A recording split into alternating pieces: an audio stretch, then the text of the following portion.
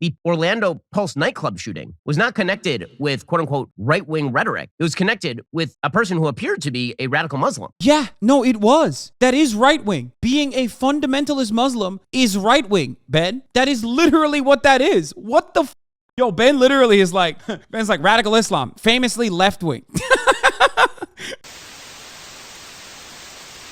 So once again, we have the specter of a probably insane person committing a mass murder. The question is how this person got his hands on weaponry, why this person wasn't under psychiatric evaluation. This person was known to law enforcement, is what we are learning. This person had threatened his own family. Again, this is a common thread among mass shooters, is that they threaten members of their own family. This happened obviously at Sandy Hook. This happened also in Parkland.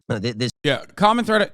Ben Shapiro saying this is literally like the same energy as like a common thread among mass shooters is that they have guns and they use them and they're unafraid to use said guns in a violent way. Yeah, I know. Yeah, we should do something about it. The pattern here, obviously, is person with significant violent tendencies known to law enforcement who has threatened members of his own family. That's a good place to start when you're looking. You want to know another common thread among like at least mass shooters in America? Watching Ben Shapiro for some weird reason. Not even just America, North America, like the Quebec mosque shooter, who was literally a Ben Shapiro fan. For trying to screen out possible shooters. Now, this has not prevented the entire political and media left from immediately determining that what this was probably a conservative Christian who just randomly decided to get up from a church and go murder a bunch of gay people at a gay club. This is the line that is being taken by every member of the left, which is, if you oppose same-sex marriage, or if you don't like Drag Queen Story Hour, or if you think that children should not be indoctrinated into radical gender ideology or into the alternative life. He's like, no, you don't understand. Like, I agree with everything that the shooter most likely agreed to, okay? But also, like, you should still let me say these things because I don't have an AR-15. I'm not shooting up a gay club. This guy is. Well, he did after watching my videos. But also, like, I think it's totally normal to have these kinds of feelings towards gay people.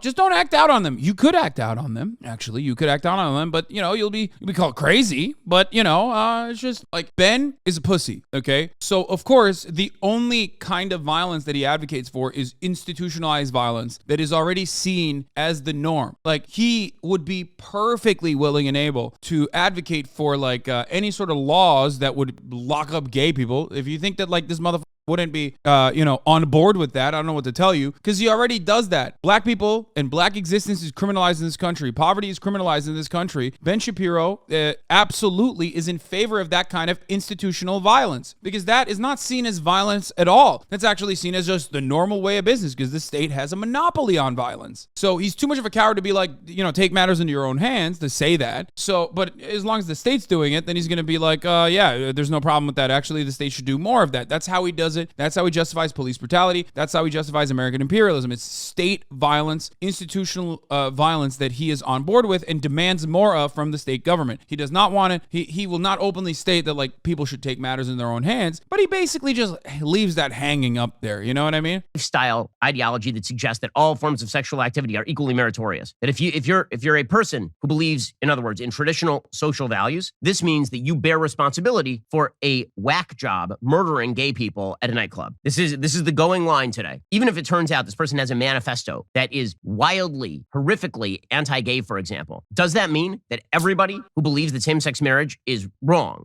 Yes, they're morally culpable. Yes, you are normalizing it. Yes, you more than like the random dumbass grandma in Kentucky, though. Obviously, I'm not saying that like the random dumbass grandma in Kentucky is responsible for this kind of anti-LGBT violence, but you are, because you use your platform to legitimize that kind of attitude. You literally try to arm people with talking points so they can be the most annoying shitheads in every group. Societally approved same-sex marriage is wrong. Does that mean everybody is now guilty for a person who goes and shoots up a No, but you are because you, like, what I want to ask what Ben's point is. Like, when he talks about like all this like gay shit, okay? When he's literally at the cutting edge of like whatever the trans people are doing, okay? Because Ben knows he's literally watching like a goddamn hawk, okay? I don't know what the is happening in the trans world. Trans people don't know what the is happening in the trans world. Ben knows though, because he's watching like a hawk, so we can cut videos about how, this is what the trans are doing now. The big trans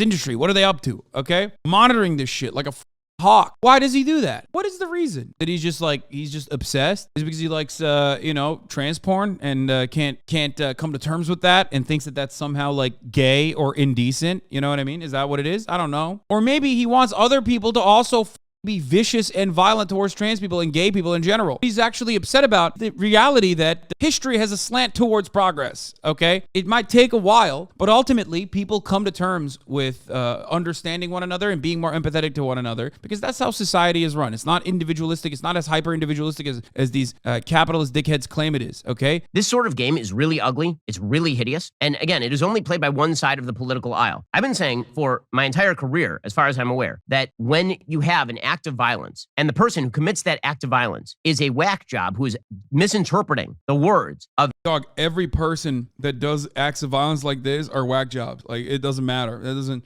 a movement or a politician, that person is not reflective of the movement or politician. When a Black Lives Matter fellow traveler murders Dallas police officers in 2015, that is not the fault of Barack Obama. It's actually not even the fault of Black Lives Matter. When a Bernie Sanders supporter shoots up a congressional baseball game, that's not the fault of Bernie Sanders. And yet the entire left-wing media infrastructure and Democratic Party will immediately shift into, if you don't support every element of our radical social agenda, then you are responsible for murder. It's an ugly, stupid game that is directed specifically at silencing people who disagree with you. I love that he had to come up with like the 2 times where you could like point to the left. You know what I mean? That's awesome. Meanwhile, El Paso happened under Trump. The Buffalo grocery store was shot up not that long ago. There are so many examples of like right-wing terror, right-wing anti-Semitic terror, right-wing anti-black terror. Okay, that's great. Also, the main difference is Bernie Sanders is not running around saying you should shoot Stephen Scalise, but Matt Walsh is like very clearly stating that like your targets should be not only just like trans people, but also even institutions that serve trans people, like children's hospitals. Matt Walsh, Tucker Carlson, Shia Raichik. These are people who are in the exact same way responsible for all the anti-trans and anti-gay violence that happens in this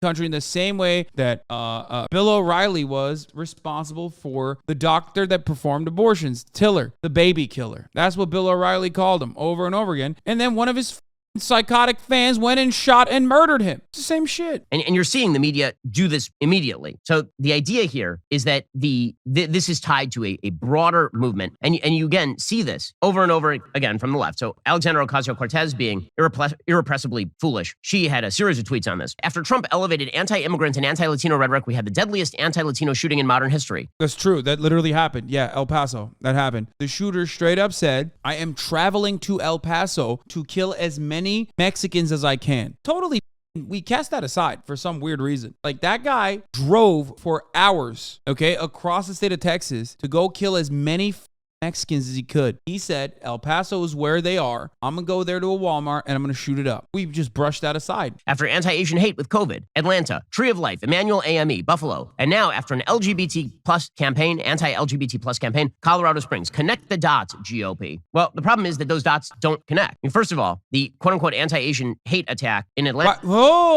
Why did he pass El Paso? Wait, Ben, why did you, wait. Why did Ben just jump over, why did he skip over the biggest anti-Latino crime, hate crime committed on U.S. soil in recent years? Why didn't he mention that? Maybe he will. Atlanta was directed against sex workers, right? That's what it was. That makes it okay. You're right. And when she suggests that EmmanuelAME is the fault of Donald Trump, which is what she's suggesting there, EmmanuelAME happened, I checked the day after Donald Trump announced for the presidency. He was not there's no relationship there. When it comes to the Buffalo. What? Bro, she didn't just say Donald Trump. She said GOP. Is Donald Trump responsible for racism in the Republican Party? Is that what you're saying? What the Buffalo shooter in his manifesto. Why is Ben not bringing up El Paso? Why did he skip over El Paso? Why did he skip over El Paso? Oh, I can't wait to see what he's going to say about the Buffalo shooter, who literally was like, I'm looking for black people, identically to the El Paso shooter, by the way. Actively dissociates from Trump. If we're going to talk about anti-LGBT. Wait, dog, are you joking? Talk about the synagogue shooting. He was on Gab, free speech platform, openly stating that the only reason why he didn't like Donald Trump any longer was because he was capitulating to the Jews. That's what he said. He was just more right-wing than Trump. Trump wasn't right-wing enough. Same with the Buffalo kid. These guys literally were like, no, we like Trump. We just, wish he was more brutal and more violent. Kind of like you, Ben. You sometimes say that too, No different. So why hasn't he brought up the El Paso thing? And also, another quick question I have for Ben Shapiro. Don't you hate anti-Semitism? You literally talk about anti-Semitism regularly as an Orthodox Jewish man. Why is it so bad? If people are just routinely anti-Semitic and then some anti-Semitic violence happens, you can kind of connect the dots between the two things, right? If you have the skills in comprehending that letting anti-Semitic rhetoric fester in mainstream media could create anti-Semitic violence, then you should probably understand that the exact same thing can happen to Latino people and black people and gay and trans people. Interesting though. He doesn't hate anti-Semitism, he hates anti-Zionism. That's true. He has literally defended anti-Semites regularly. Like the only dots that connect here are that law enforcement has all of these people on their screen and they miss every single one of them. That's the dot that apparently needs to be connected. Wait, by the way, he literally just skipped El Paso. He definitely didn't turn around and talk about El Paso. I wonder why Ben skipped El Paso. I wonder if it had something to do with the fact that like the El Paso shooter straight up was like, I'm doing this because I want to kill as many brown people as I possibly can. It literally said, I'm going to El Paso because that's where all the Mexicans are. The Orlando Pulse nightclub shooting was not connected with quote unquote right-wing rhetoric. It was connected with a person who appeared to be a radical Muslim. Yeah, no, it was. That is right-wing. Being a fundamentalist Muslim is right-wing, Ben. That is literally what that is. What the Yo, Ben literally is like, Ben's like radical Islam, famously left-wing.